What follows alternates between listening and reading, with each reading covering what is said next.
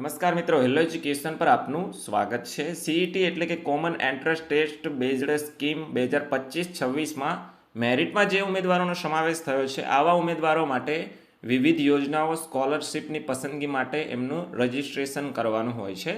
એ registration last time છે આપણે sweep chat બોટની મદદથી કરતા હતા, પરંતુ હવે નવી રીતથી કરવાનું છે। એ રજિસ્ટ્રેશન કેવી રીતે કરવાનું છે એ આજના વિડીયોમાં જોવાનું છે।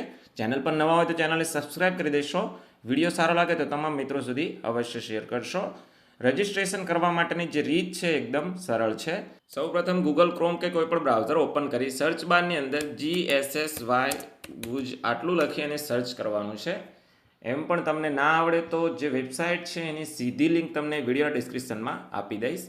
અહીં આ પ્રકારની વેબસાઇટ આવી જશે। પહેલી જ મુખ્યમંત્રી જ્ઞાન સાધના મેરિટ સ્કોલરશિપ આવું લખાઈને આવે છે।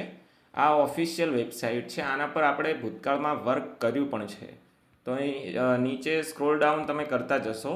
હવે અહીં સીઈટી બેઝડ સ્કીમ જે ઓપ્શન છે એની નીચે વિદ્યાર્થી રજિસ્ટ્રેશન એન્ડ લોગિનનો ઓપ્શન આપ્યો છે, તો એના પર ક્લિક આપવાનું છે। અહીં સૌપ્રથમ બે ઓપ્શન આપ્યા છે, એક તો સર્ચ સ્ટુડન્ટ એટલે સ્ટુડન્ટને આપણે સર્ચ કરવાના છે, અને સ્ટુડન્ટ રજિસ્ટ્રેશન। તમને પહેલાંથી જ ખબર હોય કે મારા વિદ્યાર્થી છે એ વિદ્યાર્થીનો મેરિટમાં સમાવેશ થઈ ગયો છે, તો એ વિદ્યાર્થીનો અહીં તમે CTS નંબર છે, આધાર ડાયસ નંબર એ નાખી અને તમે સીધી એન્ટ્રી કરી શકો છો। પરંતુ આ જે સર્ચ સ્ટુડન્ટનો ઓપ્શન છે એ બેસ્ટ રહેશે। ત્યાંથી આપણને તમામ સ્ટુડન્ટનું જે લિસ્ટ છે એ મળી જશે। જિલ્લો પસંદ કરો, ત્યાર પછી અહીંથી બ્લોક પસંદ કરવાની અને સ્કૂલ પસંદ કરવાની છે। ત્યાર પછી સર્ચ પર ક્લિક આપો। હવે નીચે જોશો તો વિદ્યાર્થીઓનું લિસ્ટ ઓપન થઈ જશે। અહીં એકથી વધારે પેજ હશે તો અહીં પેજ નંબર પણ તમને આપેલા હશે। અહીં જે વિદ્યાર્થીઓ મેરિટમાં સમાવેશ થાય છે તમામ વિદ્યાર્થીઓનું લિસ્ટ અહીં શો થશે।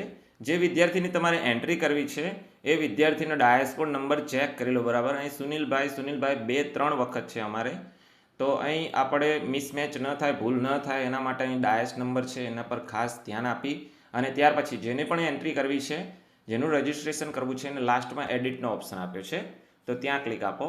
હવે સ્ટુડન્ટ ડેટા છે લોડ થઈને આવી જશે। અહીં CTS જે હમણાં મેં તમને કીધું સ્ટુડન્ટ રજિસ્ટ્રેશન એ ઓટોમેટિક અહીં ડિટેલ્સ છે ફિલ થઈને આવી ગઈ છે, આપણે કંઈ કરવાનું નથી। નીચે સ્ક્રોલ આપો। અહીં ખાસ કેટેગરી સિલેક્શનની અંદર અહીં ST સિલેક્ટ કરેલ છે। તમારે પોતાની જે કેટેગરી વિદ્યાર્થીની હોય એ સિલેક્ટ કરી લેવાની છે।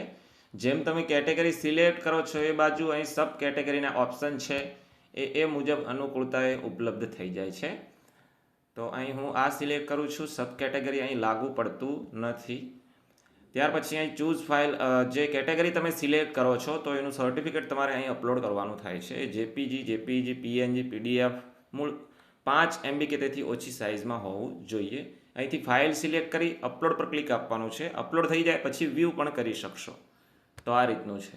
નીચે તમે જુઓ તો પેરેન્ટનું જે સ્ટેટસ છે આમાંથી કોઈ પણ વસ્તુ હોય તો એના પિતા મૃત્યુ પામેલા હોય કોવિડના કારણે, કે આ બળવાના કારણે હોય, કે દિવ્યાંગ માતા પિતાનું બાળક હોય, અનાથ બાળક હોય, વિધવા માતાના બાળકો, તો આ રીતનું લાગુ પડતું હોય તો સિલેક્ટ કરવાનું છે, અને લેન્ડ ડોનર હોય તો યસનો સિલેક્ટ કરવાનું છે।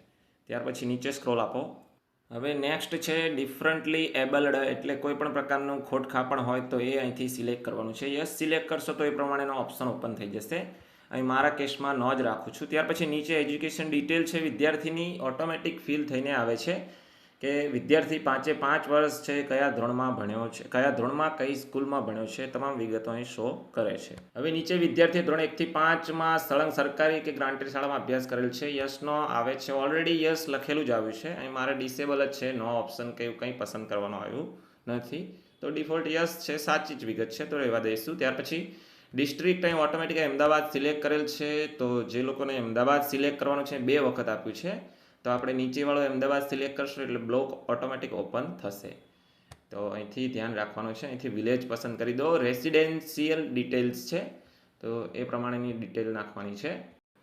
ત્યાર પછી નીચે અહીં અરજી કરતા માટે ઉપલબ્ધ સ્કોલરશિપ યોજનાનું ઓપ્શન આપ્યું છે। 100 સ્કીમ્સ પર ક્લિક આપશો એટલે વિદ્યાર્થી કઈ યોજના માટે એલિજિબલ છે એનું લિસ્ટ તમને શો થશે। હવે અહીં પેરેન્ટનો મોબાઈલ નંબર છે એ નાખવાનો છે। મોબાઈલ નંબર તમે નવો પણ નાખી શકશો। ત્યાર પછી સેન્ડ OTP પર ક્લિક આપવાનું છે। OTP જશે તમારા મોબાઈલ પર, OTP અહીં નાખી વેરીફાઈ કરી લેવાનું છે।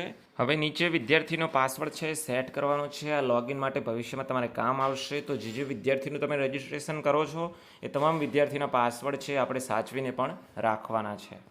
બટન પર છે ચેકબોક્સ ખરું કરી દેવાનું છે અને સબમિટ રજિસ્ટ્રેશન પર ક્લિક આપવાનું છે.